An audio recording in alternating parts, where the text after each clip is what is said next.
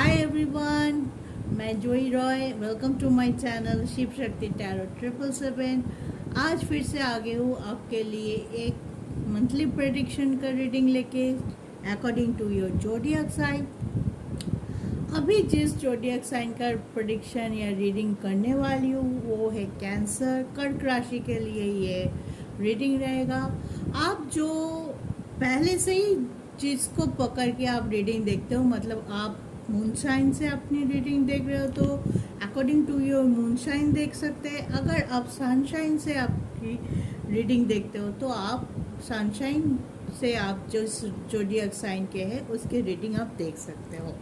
अगर आप मूनशाइन और सनशाइन दोनों अलग अलग है आपका, तो आप दोनों जोडियक साइन की प्रेडिक्शन रीडिंग देख सकते हो। उसमें से जो सबसे ज़्यादा आपको रिजोनेट करता है, आपको अपनी तरफ अट्रैक्ट करता है और आपके पर्सनालिटी के साथ जो ज़्यादा सही से मैच करता है, आप उसको लेके आगे बढ़ सकते हैं। उसका रीडिंग आप देख सकते हैं। तो ये जनरल कलेक्टिव रीडिंग है, तो सारे कैंसरियन, सारे कर्क राशि के लिए ये पूरी तरह से रिजोनेट करे ये नहीं हो सकता है। जितना रिजोनेट करेगा उतना आप ओपन माइंड ले लीजिए, बाकी को जाने दीजिए। तो चलिए आज का प्रेडिक्शन शुरू करते हैं on a very positive note for the sign of cancer या कर्क राशि वालों के लिए। तो पहले हम टैरो से देखेंगे कि कर्क राशि के लिए मंथ ऑफ सितंबर कैसे जाने वाला है, उनकी एनर्जी, उनकी लव लाइफ, उनकी मैरिड लाइफ, उनकी कैरियर एंड उनका हेल्थ। उसके बाद हम गाइडेंस कार्ड से देखेंगे कि यूनिवर्स की तरफ से कर्क राशि या कैंसरियंस के लिए क्या गाइडेंस आ रहा है, जिसको अपनी ज़िंदगी में फॉलो करते हुए आप आगे बढ़ सकते हैं और अपने मुश्किल को समाप्त करते हुए या सॉल्व करते हुए आप अपनी ज़िंदगी को और ज़्यादा बेहतर बना सकते हैं। तो जो व्यूअर्स आज मेरा रीडिंग नए देख रहे हैं तो प्लीज़ सब्सक्राइब माय चैनल और लाइक शेयर कमेंट करके ज़रूर बताइएगा कैसे लग रहा है मेरा रीडिंग आप लोगों को। चलिए on a very positive note देखते हैं आज के ये रीडिंग शुरू करते हैं और देखते हैं कि सितंबर महीने के लिए कर्क राशि वालों के लिए क्या एनर्जी रहने वाले हैं।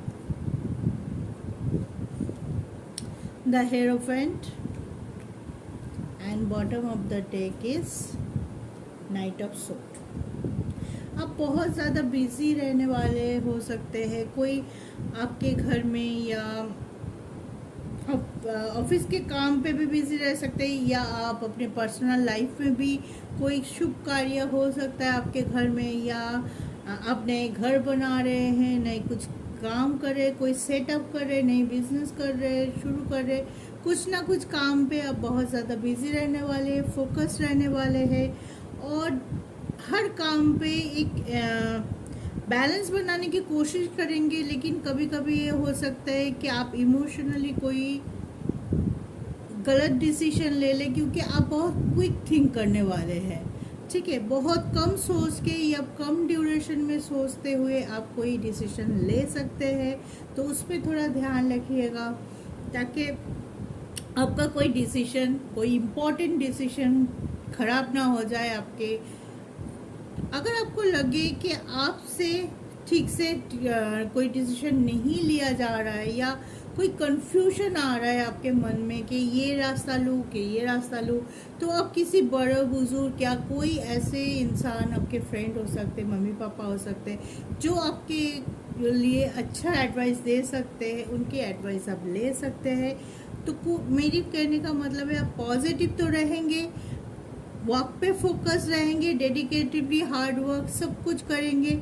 आपको किसी ये में आपको जो मुश्किल आ रही थी इतने दिनों से, या कोई प्रॉब्लम लेके आप बहुत ज़्यादा जूझ रहे थे, उसकी सॉल्यूशन भी आपको मिल सकता है क्योंकि आप बहुत फोकस रहने वाले हैं। लेकिन हाँ, एक चीज़ से आप क्विक थिंक कर सकते हैं, किसी बात पे आप जल्दबाजी से काम ले सकते हैं और इस वजह से आपका बनता हुआ काम कभी कभी हो सकता है कि खराब हो जाए। तो इस एनर्जी को थोड़ा बैलेंस कर लीजिएगा। फोकस पॉजिटिव रहना बहुत अच्छा है, लेकिन उसके साथ साथ अपने मेंटल क्लैरिटी को भी संभालना होता है कि ताकि हमें सही टाइम पे सही डिसीजन हम ले सकें।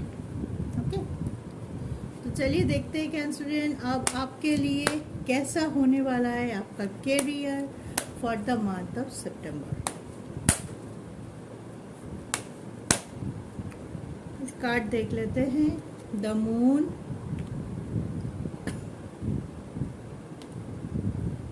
Death, queen of cups,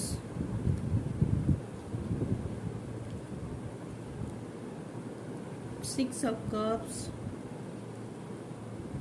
eight of cups and bottom of the death is high priestess. देखिए, कर्क राशि का जो ग्रह डोमिनेट करता है वो है मून। मून आपका डोमिनेंट साइन है, तो मून हमारी इमोशन को डिनोट करता है। आप बहुत इमोशन पर्सन है, तो कभी कभी इस वजह से हो सकता है कि यहाँ पे द मून है, एट ऑफ कप्स है, सिक्स ऑफ कप्स है, डेथ है, हाई प्रीस्टेस है। तो ये कार्ड देख के यही लगता है कि आपके करियर में ट्रांसफॉर्मेशन तो है, एक चेंज आने वाला है, एक स्ट्रॉन्ग चेंज आने वाला है। और वो हो सकता है आपके अच्छे के लिए भी हो सकता है, आपके वो चेंज थोड़ा आपके बुरा भी हो सकता है। चेंज आने वाला है, लेकिन चेंज कैसा होगा वो आपके खुद के डिसीजन के ऊपर निर्भर करेगा। ठीक है, आप बहुत इमोशनल है, कभी कभी हो सकता है आप बहुत ज़्यादा इमोशनली कोई डिसीजन लेते हैं, कोई चीज़ों में बहुत जल्दी किसी ने कुछ कह दिया, आप बहुत जल्दी इमोशनली वहाँ से पूरी तरह से आप अपने आप को हटा लिया। मान लीजिए ऑफिस में कोई बॉस ने या कोई कॉलीग ने आपको कुछ नेगेटिव बातें कर लिया, तो आप तुरंत उस जगह पे और कोप अप नहीं कर सकते हैं। या तो आप जॉब चेंज करने के लिए सोचेंगे, या तो आप चाहेंगे कि मैं उससे बात ही ना करूं। लेकिन ऐसा तो नहीं होता है, जहाँ पे काम होता है आप मिल बांट के किसी के साथ कोऑपरेटिव ही नहीं करेंगे, बात ही नहीं करेंगे, उनसे दूरियां बनाए रखेंगे, तो कैसे चलेगा। तो ये हो सकता है कि ट्रांसफॉर्मेशन आपके अच्छे के लिए हो रहा है, आपका कोई नया जॉब अपॉर्चुनिटी आ सकता है, या आप कोई जगह पे इन्वेस्ट कर सकते हैं, कोई नया बिजनेस शुरू किया है, लेकिन शुरू करने के बाद आपको लगा होगा कि ये सही नहीं हुआ, ये मुझे करना नहीं चाहिए। मतलब आगे बढ़ के भी आप पीछे अपने आप को लेके आ जाएंगे। तो ये चीज़ पे थोड़ा सा फोकस रखना है कि कोई भी काम करो पहले से प्लान कर लो, करने के बाद स्टेप लेने के बाद आप फिर से अपने आप को पीछे मत कीजिए। इससे डबल आपके जो अपॉर्चुनिटी अच्छा आ रहा था आपकी तरफ, वो भी मुंह फेर लेगा आपसे, या आप हाथ से जा सकता है। तो इमोशनल होके, ओवर इमोशनल होके, किसी के बहकावे में आके, या किसी ने कुछ बोल दिया आपने अपना काम करना ही छोड़ दिया, किसी ने कुछ बोल दिया, आपने गोल सेट करके काम कर रहे थे, बहुत पॉजिटिव हो गए, किसी ने टोक दिया या किसी ने कुछ भी नेगेटिव बोल दिया, आप वहाँ से फिर कोपा भी नहीं कर पाए, आप उसको छोड़े और चले गए, जो कि वो मतलब ख़त्म होने के कागज़ पे ही था, आपको सक्सेस मिलने वाला ही था। उसी पॉइंट से आप खुद को पीछे कर सकते हैं। तो इस चीज़ का थोड़ा सा ध्यान रखिए कि अपने काम पे फोकस रखिए, कौन क्या कह रहा है, कौन क्या बोल रहा है, उस पर ज़्यादा अपना दिमाग मत लड़ाइए, या किसी के साथ झगड़ा कॉन्फ्लिक्ट में ना उलझ जाना, ताकि आपकी एनर्जी बहुत ज़्यादा लो हो जाए, आप इमोशनली दुखी होके, डिप्रेस होके कोई ऐसी डिसीजन ले ले जो कि आपके लिए, आपके करियर के लिए बहुत अच्छा ना हो, बाद में जाके आप उस चीज़ के लिए रिग्रेट करें।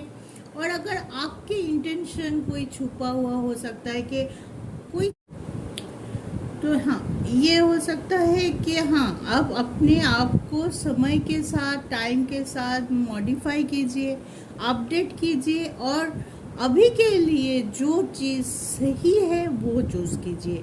रिजिड होके कोई ज़िद पकड़ के बैठे मत रहिएगा। मान लीजिए कोई अपॉर्चुनिटी आ रहा है, आप नहीं चाहते कि उस सेक्टर में मैं काम करूं, लेकिन अभी जिस सेक्टर पे आप काम कर रहे हैं या उस सेक्टर पे आपको उतना ग्रो नहीं मिल रहा है जो ग्रो आपको मिलना चाहिए था, जो आपकी आप डिज़र्व करते हैं, तो उस चीज़ को लेके बैठे मत रहिए। अगर आपको अभी अच्छा अपॉर्चुनिटी मिलता है कहीं से, वो हो सकता है आपके बिजनेस शुरू करने से, वो हो सकता है आपके लिए कोई आए पार्टनरशिप का ऑफर लेके, वो हो सकता है कि नई जॉब की अपॉर्चुनिटी हो, जॉब चेंज हो, कुछ भी हो। अगर आपको लगता है आज के सिचुएशन में खड़ा होके हमारे लिए ये फ़ायदेमंद है, हमारे ग्रोथ के लिए फ़ायदेमंद है, तो फिर आप उसको एक्सेप्ट कर लीजिए। ना कि आप बैठे रहे कब मेरा पसंदीदा चीज़ आएगा, मैं जैसे चाह रहा हूँ वैसे अपॉर्चुनिटी मुझे मिलेगा, तब जाके मैं इसको ग्रैब करूँगी। और एक चीज़ है, कोई अगर आपको मैनिपुलेट कर रहा है या डोमिनेट कर रहा है कि तुम ये मत करो, तुम ये करो, ठीक है, तो सोच लीजिएगा कि कौन सा चीज़ आपके लिए सही है। मे भी हो सकता है उनका एडवाइस सही है, मे भी हो सकता है नॉट। वो चीज़ आप पहले सोच विचार करके देख लीजिएगा कि जो मुझे एडवाइस कर रहा है या जो मुझे डोमिनेट कर रहा है या मैनिपुलेट करने की कोशिश कर रहा है, जब मैं जिस रास्ते पे हूँ वो रास्ता सही नहीं है, ये रास्ता दूसरा रास्ता लीजिए, इससे ज़्यादा आप ग्रो करेंगे या इसमें आपकी अचीवमेंट ज़्यादा होगा। अगर अब सुनिए, लेकिन अपनी इंट्यूशन को लगा के, अपनी इंटेलिजेंट पावर को लगा के, तोल मोल करके, डेबिट क्रेडिट देख के आप पता कीजिए कि वो सही बोल रहा है। अगर वो सही बोल रहा है उनकी बात मान लीजिए, अगर वो नहीं सही बोल रहा है तो आपको जो सही लग रहा है आप वो कीजिए। ओवर इमोशन होके, क्विक थिंक करके या गुस्से में आके कोई ऐसा चाइल्डिश डिसीजन मत ले लीजिएगा जो आपके ग्रोथ को रोक दे। आपके पास आने वाला जो ट्रांसफॉर्मेशन आ रहा है, जो चेंज आ रहा है, जो एक ग्रोथ आ रहा है, वो चीज़ रुक ना जाए, ठीक है। इस चीज़ का बहुत ध्यान रखिएगा। तो चलिए अब देखते हैं कैंसरियन के लिए कैसा रहने वाला है उनका love relation, married life for the month of September.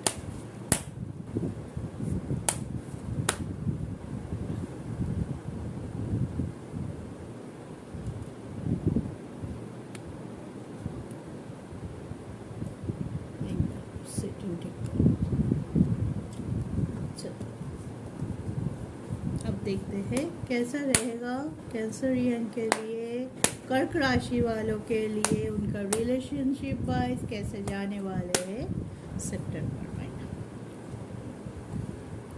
5 of sword, queen of pentacle,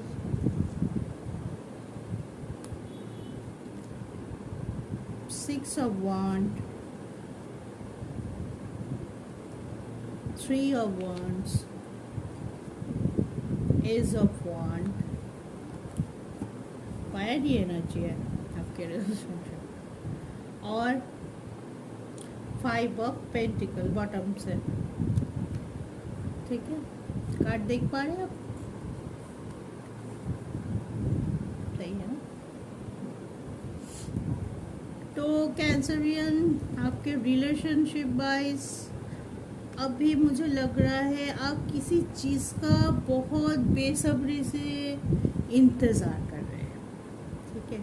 कोई रीयूनियन चाहते हैं, किसी के ऊपर अपना जीत चाहते हैं, या तो नई शुरुआत चाहते हैं। कुछ एक चीज़ तो होगा कि कहीं ना कहीं कोई चाहता है कि नई शुरुआत हो, कोई चाहता है एक स्टेबिलिटी आए, जो स्टेबिलिटी नहीं मिल रहा है बहुत दिनों से रिलेशनशिप वाइज। बहुत वेटिंग का एनर्जी है, आप बहुत ज़्यादा पेशेंस के साथ वेट कर रहे हैं। आपके अंदर बहुत कुछ चल रहा है, आपके अंदर बोल सकते हैं हम बहुत से स्ट्रगल से, बहुत से लड़ाई से स्ट्रगल चल रहा है, बहुत कुछ चल रहा है।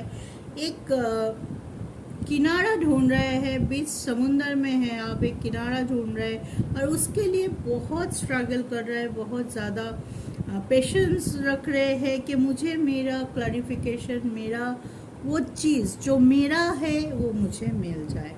मे भी हो सकता है किसी किसी के पार्टनर की तरफ से कोई इंडिकेशन नहीं मिल रहा है, या पार्टनर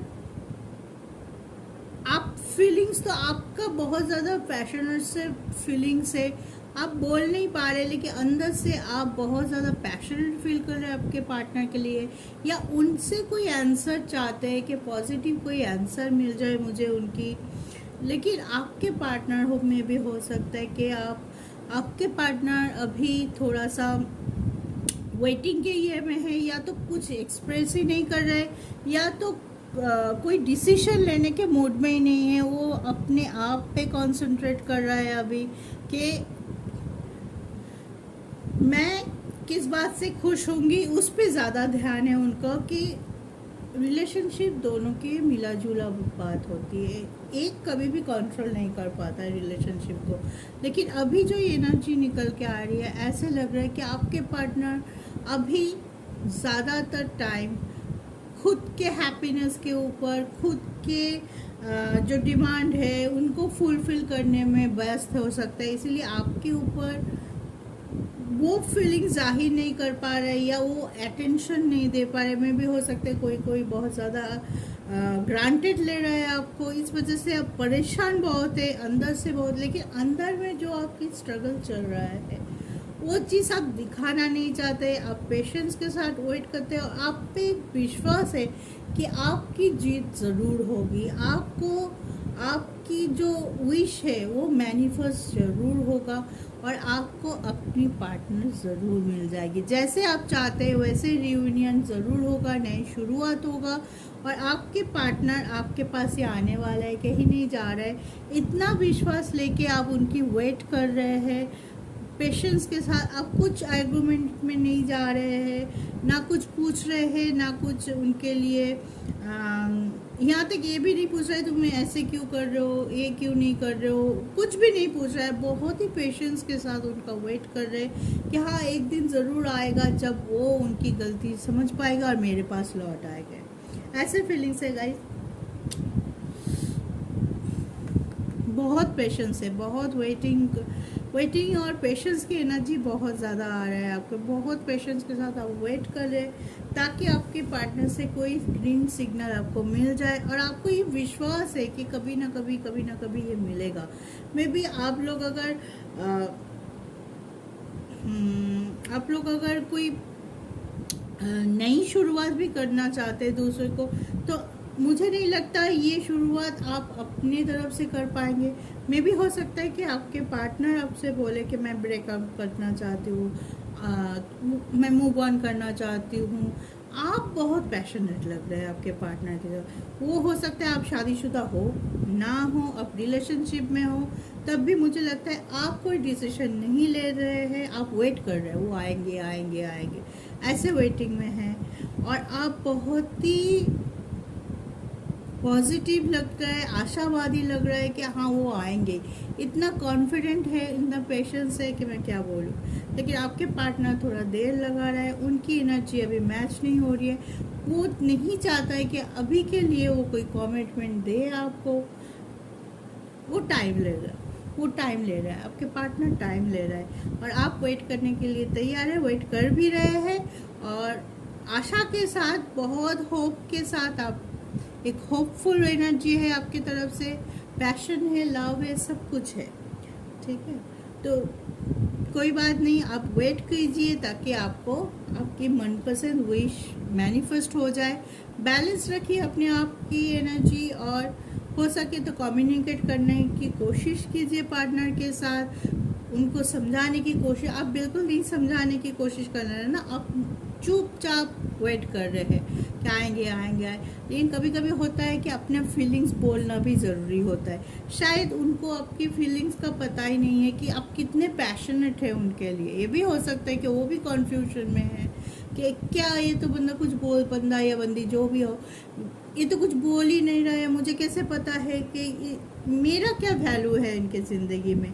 शायद इसी कश्मकश में आप दोनों में मिसकॉन्सेप्ट हो रहा है, मिसकम्युनिकेशन हो रहा है, एक दूसरे को समझा नहीं पा रहे हो, बहुत सी बातों में उलझे हुए हो, इस वजह से थोड़ा सा प्रॉब्लम चल रहा है, थोड़ा सा सितंबर में भी ये प्रॉब्लम चल सकता है, लेकिन हाँ आप अगर बोलेंगे, ठीक से कम्युनिकेट करेंगे तो बहुत जल्दी ये प्रॉब्लम भी आपके रिलेशनशिप में जो स्टैग्नेंट अवस्था दिखाई दे रहा है कि कुछ ना आगे जा रहा है ना पीछे जा रहा है, एक जगह पे रुका हुआ है, ना वो कुछ बोल रही है ना आप कुछ बोल रहे हैं, ऐसे अगर है तो आप थोड़ा कम्युनिकेट करने की सोचो।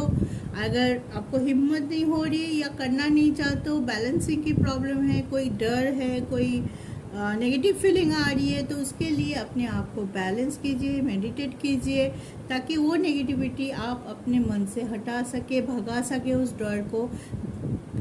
पास्ट में जो भी हुआ है वो चीज़ बार बार सोच के शायद आप थोड़ा सा डर रहे या थोड़ा सा सोच रहे कि मैं उससे कुछ बोलूँगी वो और गुस्सा हो जाएगा और दूर चले जाएगा, ऐसे अगर कोई सोच है तो उसको भगाना बहुत ज़रूरी है, उसको लेट गो करना बहुत ज़रूरी है। तो आप उसको भगाने की कोशिश करो ताकि ऐसा डर आपके ऊपर हावी ना हो और आप सही तरीके से, सही पॉजिटिविटी के साथ और प्यार पैशन सब लेके एक मिक्सचर के साथ आप खुद को, खुद के फीलिंग्स को उनके सामने परोस सको, ताकि वो भी आपको समझ पाए और आपके पास आ पाए।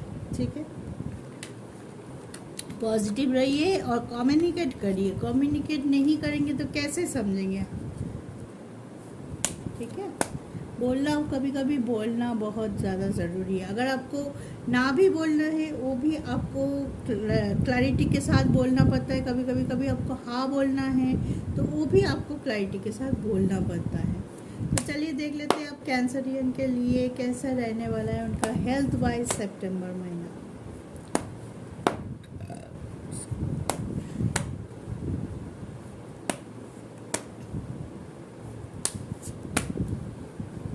पहले कार्ड देख लेते हैं। 7 of Pentacles, 3 of Cups,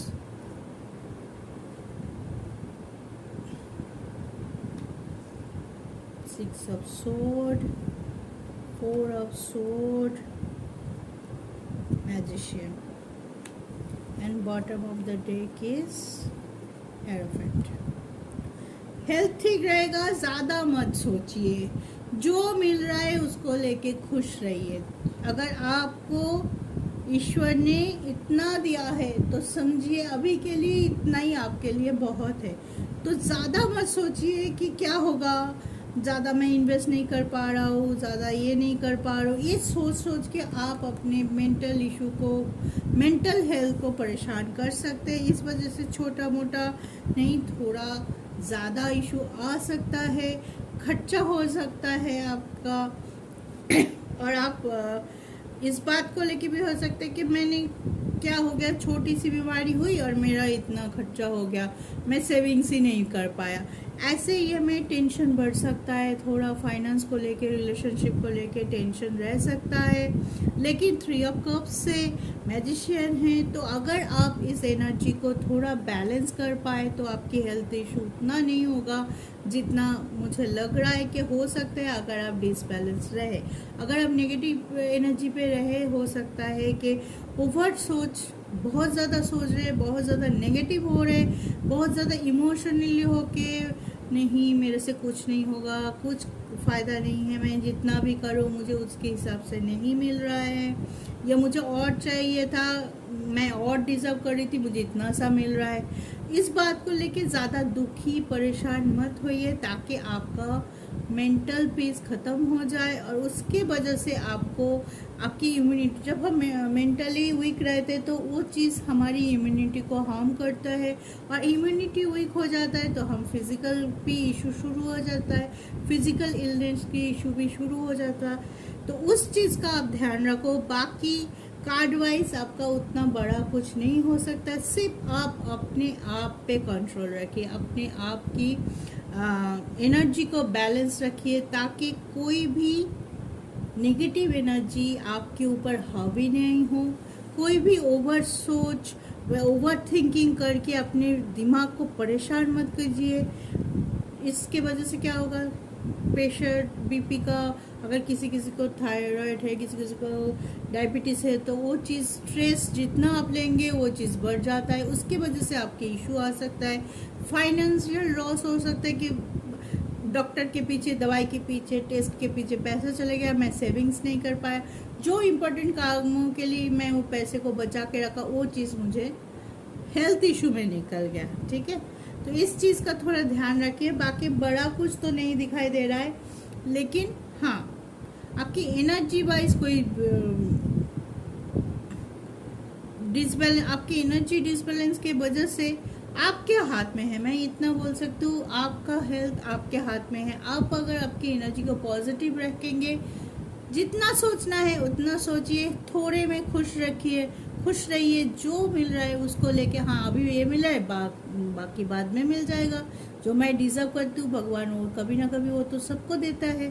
तो वो चीज़ आप खुद के लिए कमी मत। लोग तो बहुत कुछ बोलते हैं, ठीक है, अगर लोग बोलते हैं तो बोलने दीजिए।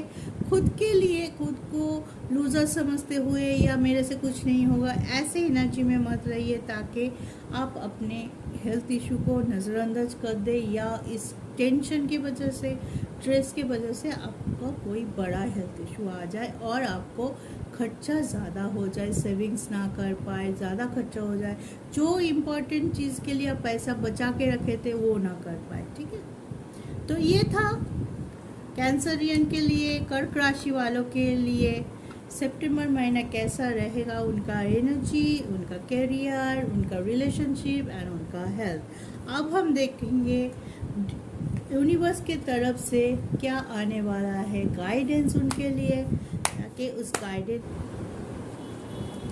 चलिए आप देख लेते हैं यूनिवर्स आपको क्या बोलना चाहते हैं। ठीक है, गाइडेंस का हम देखेंगे कि यूनिवर्स आपको क्या गाइडेंस दे रहा है, ताकि उनको फॉलो करके आप अपनी ज़िंदगी को और ज़्यादा अच्छा और सही तरीके से आपकी ज़िंदगी का जो दिशा है वो आप बदल सके, और जो सक्सेस आपको चाहिए, जो विश आप मैनिफेस्ट कर रहे हैं वो आप जल्द से जल्द आपको मिल सके या आप प्राप्त कर पाए। चलिए देखते हैं। Silence,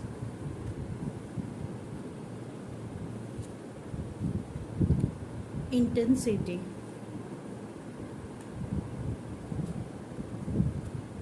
cleansing to the past, and bottom of the deck is tuning in. ठीक है, देखिए मैं बैलेंस की बात कर रही थी, सारे कार्ड उसी की तरफ डिनोट कर रहा है, इंडिकेट कर रहा है कि आपकी ज़िंदगी में एक बैलेंस की बहुत ज़्यादा ज़रूरत है। ठीक है, आप पास्ट को लेके बहुत ज़्यादा सोचते हैं, ओवर थिंक करते हैं, तो पास्ट को इतना सोचा मत कीजिए, उसको जाने दीजिए, पास्ट को रिमूव कर दीजिए। जो पास्ट आपको दुखी करता है, जो पास्ट आपको आगे बढ़ने से रोकता है, जो पास्ट आपको नेगेटिव करता है, उस पास्ट को आप छोड़ के चलिए, उस बैगेज को लीजिए और अपने डोर के बाहर फेंक दीजिए। जैसे रोज़ हम अपने घर का कूड़ा या जो चीज़ हम यूज़ नहीं करते उसको बाहर डस्टबिन में फेंक देते हैं, वैसे ही आप अपने शरीर से, अपने मन से, अपने आत्मा से उस पास्ट की चीज़ को लीजिए और फेंक दीजिए। जो हुआ है मान लीजिए उसमें ईश्वर का मर्जी था, वो होना चाहिए था, किसी न किसी तरह से यूनिवर्स, ईश्वर, जिसको भी हम मानते हैं, वो हमें सिखाना चाहता है। हर चीज़ में कोई ना कोई लेसन छुपा हुआ होता है, उसी की वजह से होता है। शायद आप अगर ठंडे दिमाग में सोचेंगे, अगर कुछ चीज़ आपको बहुत दुखी करता है तो उस दुख से भी आपने कुछ ना कुछ पॉजिटिव ज़रूर सीखा होगा। तो जो भी है, जो चीज़ आपको दुखी करता है, आगे बढ़ने से रोक रहा है, उसको जाने दीजिए। थोड़ी देर चुपचाप होके अपने अंदर की बात सुनने की कोशिश कीजिए, खुद को शांत करने की कोशिश कीजिए, क्योंकि आप लोग इमोशनली इतना डिसबैलेंस रहते हैं, बीच बीच में आप भूल ही जाते हैं कि एक्चुअल में आप लोग क्या चाहते हैं। बहुत कुछ एक साथ चलता है, कोई मतलब एक चीज़ चल रहा है, वो चीज़ कंप्लीट नहीं हुआ, दूसरा चीज़ शुरू हो गया आपके माइंड में। बहुत फिकल माइंड अगर आप है तो उस चीज़ को थोड़ा सा कंट्रोल कीजिए, उसमें नहीं, साइलेंट काम होके सोचिए कि एक्चुअल में क्या चाहिए आपको। क्यों मैं इतना हैपोजिटली सोच रही हूँ, क्यों मैं एक काम के लिए कंसंट्रेट नहीं कर पा रहा हूँ, मेरे अंदर बहुत सी चीज़ एक साथ चल रहा है, इस वजह से कोई काम मेरा ठीक से नहीं हो पा रहा है। एक काम ख़त्म नहीं होता, दूसरा काम मैं शुरू कर देता हूँ। एक पूरा तरीके से नहीं हुआ, मुझे सक्सेस नहीं मिला, गोल नहीं मिला, उसको छोड़ के बिल्कुल अपोजिट साइड पे जाके मैं कुछ करना शुरू कर देती हूँ। क्यों? एक इंटेंसिटी बजाय रखिए, खुद के अंदर एक इंटेंसिटी लाइए कि हाँ मुझे करना है तो करना है, मैं लगे रहूँगी तो ये होगा। जल्दी से हाल छोड़ देना या जल्दी से आप गिव अप कर देते हो, वो चीज़ मत कीजिए। आपको कोई चीज़ पाने के लिए बहुत मेहनत या लगन के साथ आगे बढ़ना होता है। वो चीज़ करते रहिए, एक दिन सक्सेस तो आपको मिल ही जाएगा। आप इतने जल्दी गिव अप कर देते हैं, इतना जल्दी दुखी हो जाते हैं, उस चीज़ को लेके आप बैठ जाते हैं, मन में ले लेते हैं, बहुत पर्सनली ले लेते कुछ चीज़ों को। तो वो चीज़ मत कीजिए, उतना प्रैक्टिकलिटी रखिए। इमोशन भी ज़रूरत है, प्रैक्टिकलिटी की भी हमारी ज़िंदगी में ज़रूरत है। कोई भी चीज़ ओवर पावर नहीं होना चाहिए, एक बैलेंस हमेशा रखिए, ताकि इमोशन के साथ साथ आपको लॉजिकल होना भी ज़रूरी है कि क्या हो रहा है, किसको मुझे रखना है और किसको बाहर करना है। ट्यूनिंग ऑन कीजिए, ट्यूनिंग जस्ट अपने आप पे, अपने आप को हाई लेवल पे लेके जाने के लिए तैयार कीजिए, ताकि कोई भी सिचुएशन आपको डिप्रेस ना कर पाए। कोई भी सिचुएशन, दुख आया, ठीक है हुआ, 5 मिनट के लिए सोचा, चलो मूव ऑन, उसके बाद फिर से कोई पॉजिटिव सोच लेके जाओ। तो आप क्या करते हो ना, कोई दुख आया, कोई परेशानी आई या कोई ऐसे चीज़ जो आपके मुताबिक नहीं हो रहा है, उसको लेके बहुत दिनों तक अपसेट रहते हो, बहुत दिनों तक वही चल रहा है, क्यों नहीं हुआ, ये होना चाहिए था, क्यों नहीं हुआ, मेरे साथ ही होता है, बाकी सबको मिल रहा है, मुझे नहीं मिला है। ऐसे ये में मत रहिए, ऐसे ये में रहेंगे ना तो बहुत मुश्किल हो जाए। एक बैलेंस, एक ट्यूनिंग, इंटेंसिटी आपके अंदर बना के रखिए, ताकि आपका काम बहुत जल्दी हो जाता है। जैसे ही आप बैलेंस होते हैं ना, कैंसरियन बहुत काबिल लोग होते हैं, जैसे ही आप बैलेंस होते हैं वैसे ही आपका पॉजिटिविटी आपके काम को बहुत जल्दी कर देते हैं, बहुत जल्दी आप लोगों को सक्सेस मिलता है। और बहुत पॉजिटिवली अगर सोचते हैं ना, तो आपके रास्ते में जो मुश्किल आती है ना, वो बहुत जल्दी ओवरकम कर लेते हैं, उस मुश्किल से ओवरकम करते हुए, सॉल्व करते हुए आगे बढ़ जाते हैं। ठीक है, तो अपने आप को हमेशा पॉजिटिव एनर्जी पे रखिए, ताकि कोई भी चीज़ आपको नेगेटिव ना करे, और कोई भी चीज़ लेके ज़्यादा ओवरथिंक मत कीजिए, जाने दीजिए, खुश रहिए। तो ये था कैंसरियन या कर्क राशि वालों के लिए सितंबर का प्रेडिक्शन, उनके कैरियर, उनके हेल्थ, उनके लव रिलेशन, उनके एनर्जी एंड साथ में यूनिवर्स से आते हुए गाइडेंस। तो आई होप आप मेरा रीडिंग आपको अच्छा लगा, आप समझ गए होंगे आपको क्या करना है, क्या नहीं करना है। तो ऐसे ही एनर्जी को लेके आगे बढ़िए, बैलेंस रखिए, सुखी रहिए, स्वस्थ रहिए। जय शिव शक्ति।